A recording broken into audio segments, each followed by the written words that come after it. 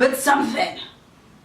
So I have a few things to talk to you about today, quite a few exciting things that I'm looking forward to sharing with you guys, and also getting your opinion on some other things. So I'm going to start with Once Upon a Tide, which you all know is the 3.5th book in the Water Rushes series, which is my YA fantasy series. It is a novella that tells the past of the world that I built in this series, and basically Once Upon a Tide is officially finished. I do believe I'm going to read it and like just make little changes here and there one more time before it releases, but it is basically done, so I'm pretty happy with it. It could go out if I wanted it to, but I'm probably gonna read it again just one more time before it goes out. But that is done, and the cover for Once Upon a Tide is getting made in, I think, 2 or 3 days, so I should be seeing some like samples of it and getting the like almost pretty much official cover for Once Upon a Tide in a few days, which I'm so excited about, and I'm hoping to release that maybe in 2-3 weeks from today. As it's just the novella, it doesn't have a big trailer or anything. I'm just gonna release it into the world for those that have read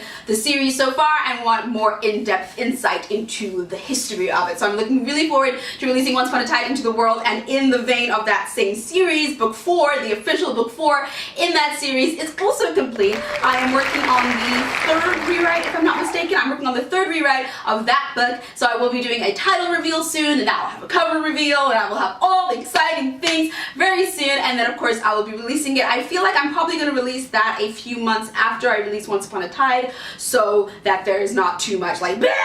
And also gives me time to write book 5, which is the 5th and final book in the series. And I'm going to have a few amazing people helping me with the cover reveal of Once Upon a Tide. Some of you may be those amazing people. Thank you if you are. But basically on Facebook I have my group of Dreamweavers and Leaders. If you are not a member of it, then feel free to check out the link below. Basically my Dreamweavers and Leaders group are a group of people who help me think of like best book titles, book cover styles, give me inputs on like long chapters, short chapters, what kind of characters they like to see in books. They give me feedback on a whole bunch of stuff, and I also do weekly giveaways in that group, so yes, if you want to join Dreamweavers Leaders, then do that. But also they will be helping me spread the word about Once Upon a Tide and about the cover reveal of Once Upon a Tide and the release day of Once Upon a Tide. So yes, if you want to be involved in all those fun things, then do join Dreamweavers and Leaders on Facebook. And then in Ashes of Legends news, which I am equally or maybe slightly more excited about because it's new and kind of different for me, it is finished. So Ashes of Legends is a new adult series, so I've never done new adult before, so it's new adult fantasy. I love it so much. And there's gypsies and soldiers and past lives and the Bermuda Triangle, which I love.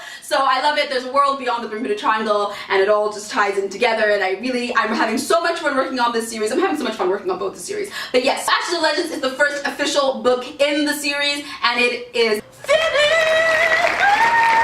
Now what I'm doing differently with Ashes of Legends, because I've been in the writing scene for a bit longer, so I've made more connections and I've learned more about how the industry works and, you know, what to do, what not to do. So with Ashes of Legends, what I think I'm most excited about is the fact that now I know more, I have more know-how, and for this one I'm actually thinking of going into partnership business with a publishing company, because writing is basically very solitary. You're in your mind, you're in your imagination, and though it doesn't feel lonely because you're surrounded by the characters and different adventures in your head, which is so exciting, but it's still very much a lonely act. And with The Water's Edge, when I began, that's just how I continued. I was just like, okay, and now I need to find an editor by myself, think of a cover design by myself, and I need to get a cover designer by myself. So I'm looking forward with Ashes of Legends to actually having, now that I've built a community of people around me, like I was saying, the Dreamweavers and Leaders, and then also just other authors and stuff like that. It's so nice to have like a little bit of a team. So I'm looking really forward to maybe going with a publisher, not necessarily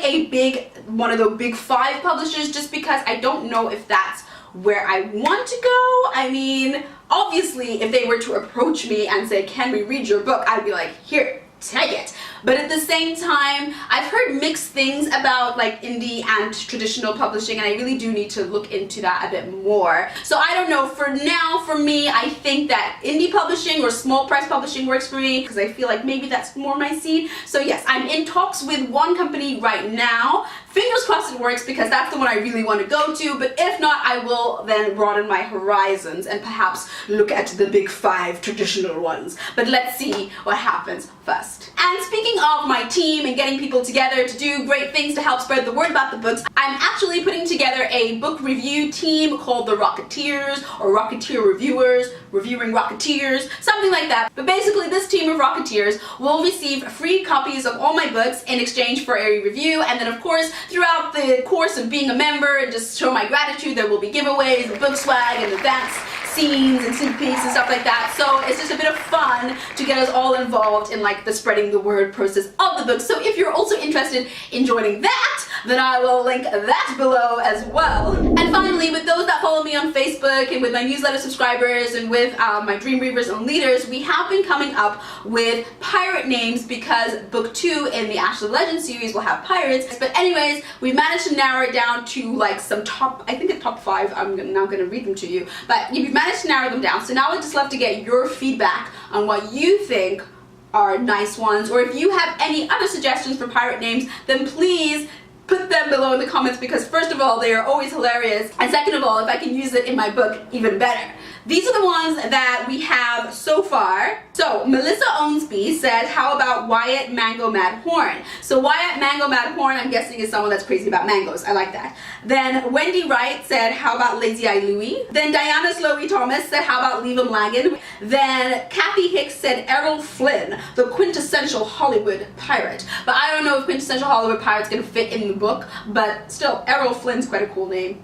Then there's also Riz the Lizard, which was my own suggestion, and there's Nathaniel Drake, which was by Eleanor Wood. And those were the top ones out of the many, many, many that were sent. But yes, so if you have any preference, any favorites in that list that I just read to you, or if you have any pirate suggestions of your own, then please do put them in the comments below. I also wanted to tell you guys about a new project that I'm working on, although perhaps I shouldn't call it new. Basically, many moons ago, when I was like 15 years old, I wrote a book called The Crest of Aliaxa, and I sent it to big publishing companies, and it got rejected, I think 10 or 11 times, and then I just stopped sending it out. Now, when I read it now, it's definitely got potential, but it's definitely not on the mark, and I can understand why they gave it back to me and said, you know, we like what you've done here, but work on it a bit more. And some people said, not for us, but we wish you the best of luck with another agency, and some didn't reply. So yeah, you know, the nice token rejection letter, because no.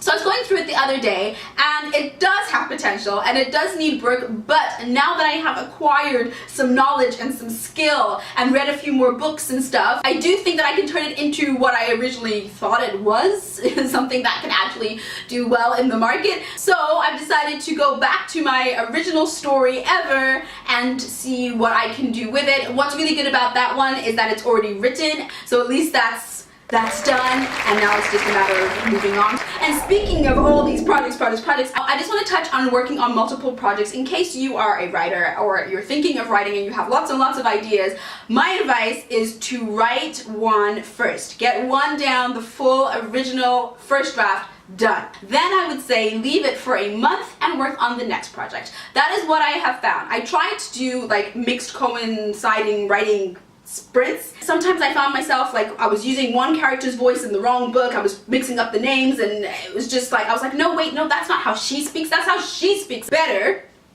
let me work on one project and then take a break from that project and work on the other project. And then when you go back to the first project as well, you go back with fresh eyes because it's been so long since you've looked at it. So then you're just like, ah, this is fantastic, yay!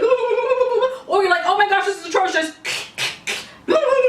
But either way, you go back fresh, you're not so attached to it, you're not so inside it, you can look from the outside perspective and see, yes, good, no, bad, and then you do your second draft, whilst the other project is mulling it over and stewing, and then you go back and back and back and back. Now, at the moment with the 5 projects, it was a little bit trickier because obviously I didn't want to be waiting like 5 months to go back to the first project, so with that one, since like 2 of them were in the same series and 2 of them were in the same series, I kind of did them simultaneously, and actually the 5th project is the first story that I wrote, but so the 5th project I haven't actually gone back to. It's just something that I read through and was like, yes, I'm gonna work on this. So just a little multiple project advice. do not write them at the same time. Some people can, to be fair. I'm sure some people can. I'm not that type of person. I like one story at a time. So if you're the type of person that likes one story at a time, then my advice would be to write one, write the other. By the way, if there's anything that you would like to know about in the writing process or publishing process or stuff like that, then please don't hesitate to send me a message or put a comment, and I will answer it in one of my writing journey videos. And that is all for my writing journey in February. Hopefully March will bring me lots of exciting things to tell you, but only time will tell. And until next time, I'll see you